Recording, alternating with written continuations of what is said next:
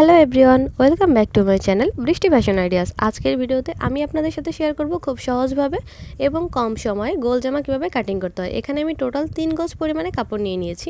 সম্পূর্ণ কাপড়টিকে আমি মেলে নিয়েছি। মনে রাখবেন, যে কোনো ড্রেস যখন আপনি কাটিং করবেন লম্বা দিক থেকে আপনাকে কাটিং করতে হবে। তাহলে দেখুন, লম্বা দিক থেকে আমি একবার কাপড়টিকে ফোল্ড করে নিয়েছি। তাহলে কাপড়টি টোটাল দু পাটে আছে, ঠিক আছে। আমি যে সাইডে আছি এটি আছে বন্ধ সাইড, অপর সাইডটি আছে খোলা। এবার কাপড়টিকে আরও একবার ভাঁজ দিয়ে দিচ্ছি, তাহলে কাপড়টি টোটাল 4 পাটে আছে। আমরা উপরের পাটের লম্বা রাখবো 15 ইঞ্চি, এর জন্য আমি 16 ইঞ্চি পরিমাণে কাপড় প্রথমে কাটিং করে নিচ্ছি। দুটো পার্ট আমি একসাথে বের করব, তাই এখানে জয়েন্টটিকে ছাড়িয়ে নিচ্ছি। এবার দেখুন, একটি পার্টের উপরে অপর পার্টটিকে ঠিক একই রকমভাবে এভাবে বিছিয়ে নিচ্ছি। এতে করে আমাদের এক সাইড থেকে হাতার কাপড়টি বেরিয়ে আসবে। এবার এক সাইড থেকে এভাবে ভাঁজ দিয়ে দিচ্ছি। আপনার বডির মাপটা ঠিক যতটা হবে তার থেকে 1 ইঞ্চি পরিমাণ আপনি বেশি নিয়ে নেবেন। এখানে আমি 36 সাইজ বডির জন্য টোটাল 10 ইঞ্চি পরিমাণে কাপড় ভাঁজ দিয়ে নিয়েছি। 9 ইঞ্চি হচ্ছে আমাদের 4 ভাগের 1 ভাগ, 1 ইঞ্চি নিয়েছি এক্সট্রা সেলাই করবার জন্য। এবার দেখুন, আমি পুটের মাপ নিচ্ছি। পুট নিচ্ছি এখানে আমি 6 ইঞ্চি। যদি আপনি এখানে কলার অ্যাটাচ করতে চান তাহলে আরও হাফ ইঞ্চি পরিমাণে কাপড় বেশি নিয়ে নেবেন। এবার দেখুন, সেলাই মার্জিন নিয়ে নিয়েছি আমি হাফ ইঞ্চি পরিমাণে। এবার আমি আর্মহোলের জন্য মার্কিংটি করে দিচ্ছি। প্রিন্টের উপরে চকের দাগটি বোঝা না যাওয়ার কারণে আমি দুঃখিত। এবার দেখুন, আমি আর্মহোলের মাপটি নিয়ে নিচ্ছি। এখান থেকে আমি 6.5 ইঞ্চি পরিমাণে আর্মহোল নিয়ে নিচ্ছি, অর্থাৎ আমরা যে শোল্ডারের জন্য মার্কিং করেছি সেখান থেকে 6.5 ইঞ্চি পরিমাণে মার্কিং করে নিচ্ছি আর্মহোলের জন্য। দাগটিকে একটু সমান করে মিলিয়ে দিচ্ছি। এবার দেখুন, আমি বডির মাপটি এখান থেকে নিয়ে নেব। আমাদের বডি আছে 36 ইঞ্চি, আমরা তার 4 ভাগের 1 ভাগ নেব 9 ইঞ্চি। তাহলে এখান থেকে আমি 9 ইঞ্চি বডির মাপ নিয়ে নিচ্ছি। 1 ইঞ্চি আছে আমাদের এক্সট্রা সেলাই করবার জন্য। এবার দেখুন, এখান থেকে গলার চওড়াটা নিচ্ছি আমি 2.5 ইঞ্চি এবং গলার লম্বাটি নেব আমি 4.5 ইঞ্চি পরিমাণ। এখানে কেউ চাইলে একই সাথে গলাটি কাটিং করে নিতে পারেন, কিন্তু আমি পরবর্তীতে বক্রম অ্যাটাচ করব, তাই এখানে কাটিংটি করে দেখাচ্ছি না। এবারে এখানে আমি হাফ ইঞ্চি পরিমাণ শোল্ডার ডাউন করে দিচ্ছি। যে কোনো 3 পিস অথবা কামিজ আপনি যখন কাটিং করবেন অবশ্যই শোল্ডার ডাউন করে দেবেন, তাহলে ফিটিংসটা ভালো আসে।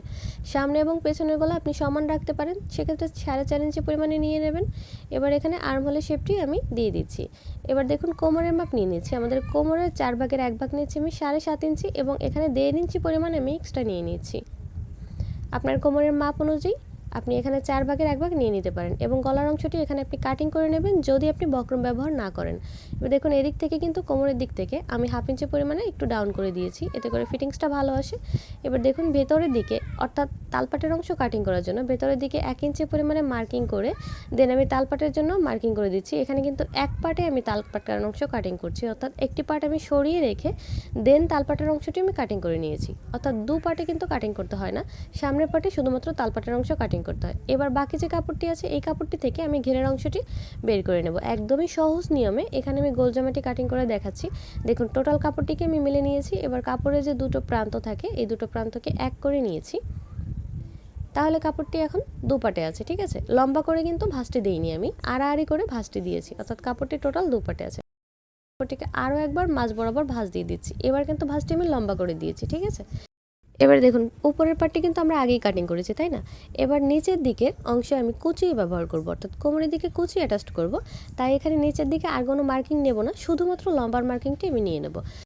তাহলে দেখুন, 15 ইঞ্চি পরিমাণে আমরা উপরের পাটের লম্বা নিয়েছিলাম, তাই ফিতাটিকে 15 ইঞ্চি পরিমাণে বাইরের দিকে রেখে দেন আমি জামার লম্বা মাপটি নিয়ে নিচ্ছি। এখানে 44 ইঞ্চিতে আমি মার্কিং করেছি এবং আরও 1.5 ইঞ্চি নিয়ে নিচ্ছি সেলাই করবার জন্য। এক্সট্রা নিচের দিকে ভাঁজ এবং কোমরের দিকে কাপড় জয়েন্ট করার জন্য আরও 1.5 ইঞ্চি পরিমাণে এক্সট্রা কাপড় নিয়ে নিয়েছি। আপনি চাইলে এখানে নিচের দিকে আরও কুচি ব্যবহার করতে পারেন, এতে ড্রেসটি আরও সুন্দর লাগবে।